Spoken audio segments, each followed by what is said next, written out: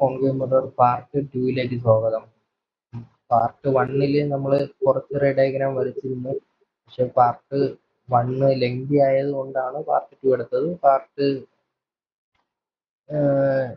2 കാണുന്നതിന് മുമ്പ് 1 കണ്ടിട്ട് വരിക. അതിലാണ് മെയിൻ കാര്യങ്ങളൊക്കെ പറഞ്ഞിരിക്കുന്നത്. അടുത്ത് നമ്മൾ ഇമേജ് വെക്കാൻ പോകുന്നത് സെന്റർ ഓഫ് കർവേച്ചറിനും ഫോക്കസിനും ഇടയിലാണ് അടുത്ത ഇമേജ് വെക്കാൻ പോകുന്നത്.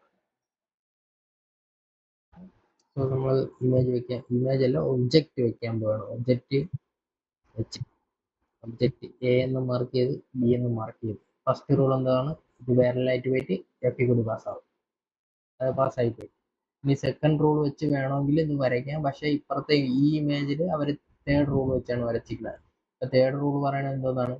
Centre of curvature image object തട്ടി സെന്റർ ഓഫ് കർവേച്ചർ കൊടുക്കണം ലൈന് സെന്റർ ഓഫ് കർവേച്ചർ കൂടി തന്നെ റിഫ്ലക്ട് ചെയ്യും. സോ ഇങ്ങനെ വരച്ചു.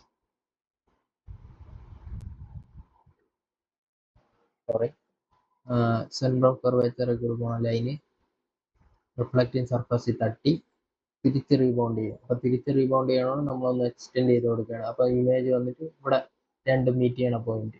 അപ്പൊ അവിടെയാണ് നമ്മളെ ഒബ്ജക്റ്റിന്റെ ഇമേജ് ഫോം ആവുക. അപ്പൊ A dash B dash. So ഈ ഇമേജിന്റെ പ്രോപ്പർട്ടി എന്ന് പറയുന്നത് ഇത് എവിടെയാണ് ഫോം ചെയ്തത്? ഇത് behind the centre of curvature. അതായത് സെന്റർ ഓഫ് കർവേച്ചറിന്റെ ബാക്കിൽ നമ്മൾ ഒബ്ജക്റ്റ് വെച്ചത് എവിടെയാണ്? ഒബ്ജക്റ്റ് വെച്ചത് സെന്റർ ഓഫ് കർവേച്ചറിന്റെ ഫോക്കസിന്റെ ഇടയിൽ. പക്ഷെ ഇമേജ് കിട്ടിയത് സെന്റർ ഓഫ് കർവേച്ചറിന്റെ ബാക്കിലാണ് ഇമേജ് കിട്ടിയത്. ഈ ഇമേജ് എന്ന് പറയുന്നത് നമ്മൾ ഒബ്ജക്റ്റിന്റെ സൈസ് കണ്ടോ? ഒബ്ജക്റ്റിന്റെ സൈസിനെക്കാളും വലിയ ഇമേജ് ആണ് നമുക്ക് കിട്ടിയത്. അതുകൊണ്ടാണ് എൻലാർജ്ഡ് എന്ന് എഴുതിയിരിക്കുന്നത്. കിട്ടിയ ഇമേജ് എന്ന് പറയുന്നത് ഇൻവെർട്ടഡ് ആണ്. അതായത് തലകുത്ത് നമ്മൾ ഇങ്ങനെ വെച്ച ഇമേജ് നമുക്ക് കിട്ടിയത് ഇങ്ങനെയാണ്, തലകുത്തനാണ് കിട്ടിയത്. അതാണ് റിയൽ ആൻഡ് ഇൻവെർട്ടഡ് എന്ന്. നമ്മൾ ഒബ്ജക്റ്റ് വെക്കാൻ പോകുന്നത് ഒബ്ജക്റ്റ് അറ്റ് ഫോക്കസ്, അതായത് ഫോക്കസിലാണ് നമ്മൾ ഒബ്ജക്റ്റ് വെക്കാൻ പോകുന്നത്. അപ്പോൾ ഫോക്കസിൽ നമ്മളെടുത്ത ഒബ്ജക്റ്റ് വെച്ച് എയും ബിയും എന്ന് പറയാം. എ ബി എന്ന് പേര് കൊടുത്ത ഒബ്ജക്റ്റിന്. അപ്പം നമ്മുടെ ഫസ്റ്റ് റൂൾ എന്താണ്? ഫസ്റ്റ് റൂൾ എന്ന് പറയുന്നത് പാരലലായിട്ട് പോകുന്നു, ഫോക്കസ് കൂടി തിരിച്ച് ക്ലോസ് ആവുന്നു. അടുത്ത റൂൾ എന്താണ്? മൂന്നാമത്തെ റൂൾ എന്താണ്? സെന്റർ ഓഫ് കർവേച്ചർ ഇതിൽ തട്ടുന്നു, സെന്റർ ഓഫ് കർവേച്ചർ ഇന്ന് പോകണം അല്ലെങ്കിൽ ഇതിൽ തട്ടുന്നു, അവിടെ നിന്ന് റീബൗണ്ട് ചെയ്യുന്നു. സോ ഇത് നമ്മൾ മീറ്റ് ചെയ്യ ഇമേജ്, ഇതാണ് നമുക്ക് കിട്ടുന്ന ഇമേജ്. സോ നമ്മൾ എവിടെയാണ് വെച്ചത്? ഒബ്ജക്റ്റ് ഫോക്കസ് വെച്ച്. നമുക്ക് ഇമേജ് എവിടെ കിട്ടും? At infinity. അതായത് നമുക്ക് അറിഞ്ഞൂടാ, എവിടെ വേണോ കിട്ടാം. അങ്ങ് കുറെ ദൂരം എക്സ്റ്റെൻഡ് ചെയ്ത് പോയി കഴിഞ്ഞാൽ ചിലപ്പോൾ മീറ്റ് ചെയ്യും. അത് എവിടെയാണെന്ന് അറിഞ്ഞൂടാത്തതുകൊണ്ട് നമ്മൾ അറ്റ് ഇൻഫിനിറ്റി എന്ന് വെച്ച്. ഈ ഇവിടെ കിട്ടുന്ന ഇമേജ് എന്ന് പറഞ്ഞാൽ ഹൈലി എൻലാർജ്ഡ് ആയിരിക്കും. അപ്പോൾ ഒബ്ജക്റ്റ് എന്ന് പറയുന്നത് ഇത്ര ആയിരിക്കും, ചിലപ്പോൾ കിട്ടുന്ന ഇമേജ് എന്ന് പറയുന്നത് ഇത്രയായിരിക്കും. അടുത്ത് കിട്ടുന്ന ഇമേജ് എന്ന് പറഞ്ഞാൽ റിയൽ ആൻഡ് ഇൻവെർട്ടഡ്.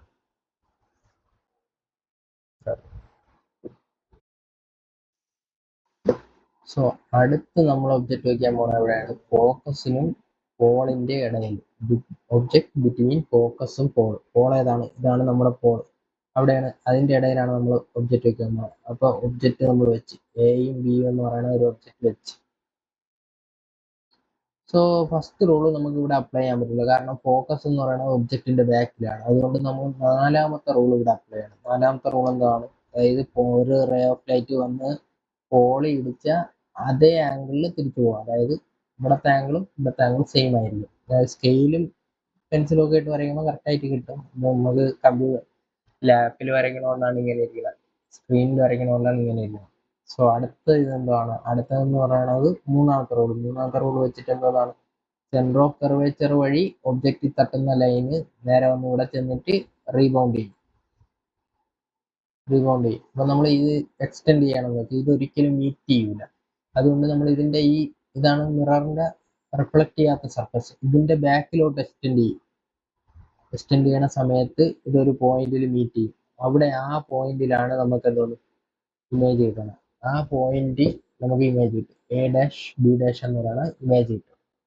സോ നമ്മൾ ഒബ്ജക്റ്റ് എവിടെയാണ് വെച്ചത്? ഫോക്കസിനും പോളിനും ഇടയിൽ. നമുക്ക് എവിടെയാണ് പൊസിഷൻ ഇമേജ് കിട്ടിയെന്ന് പറയുന്നത്?